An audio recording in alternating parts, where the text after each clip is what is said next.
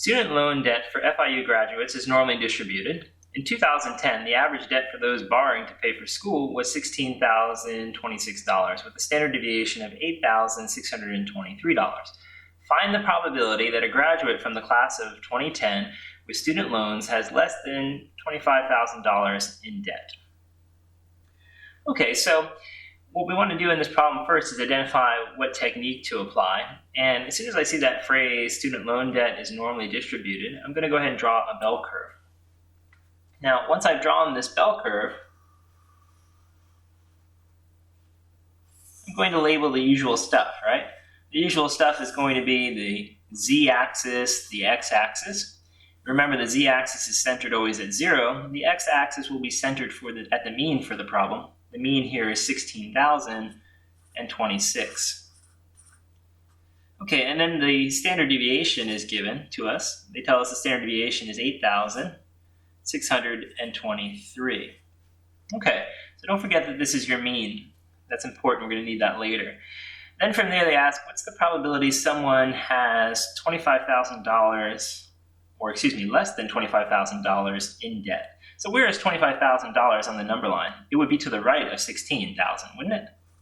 So we'll put 25,000 here, draw a little line, and then to say that we're looking for less than 25,000, isn't the less than part to the left?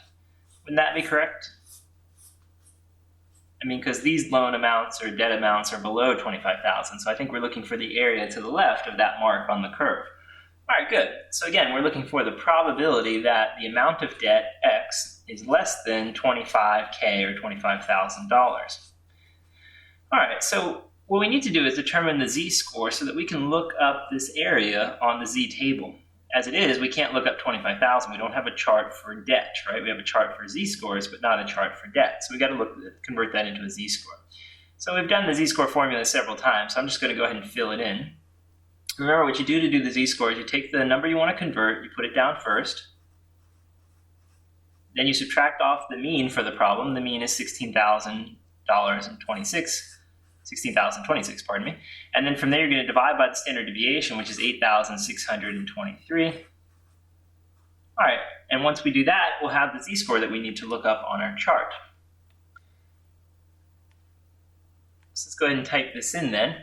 We'll have on the top 25,000 minus 16,026. And then we're going to divide by 8,623.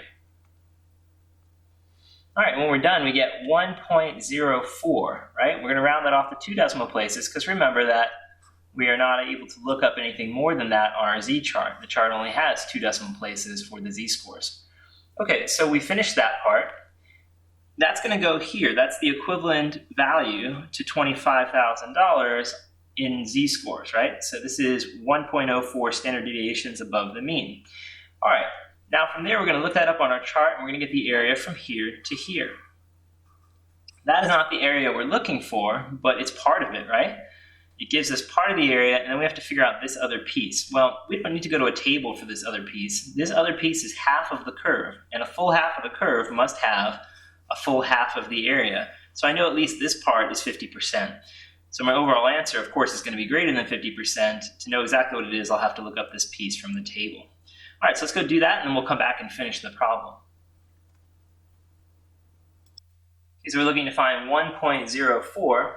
There is our 1.0 position, and then 0, 1, 2, 3, 4.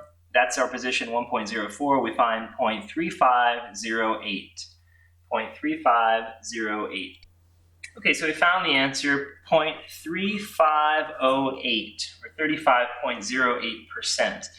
Now, this part and this part make up together the entire shaded region, so we're going to have to add them together to find our answer. So we're looking for the probability that z is less than 1.04. That answer should be equal to 0.5 plus 0.3508.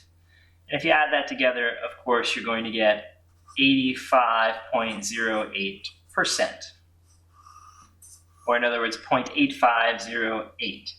All right, so that's the answer to the question. And so $25,000, I think, is at the time this problem had come out in 2010, that was about the national average for debt. So, 85.08% of FIU graduates who borrow money would have less debt than that. So that's good news for FIU students that, their school isn't so expensive that they end up having to leave with a huge debt burden.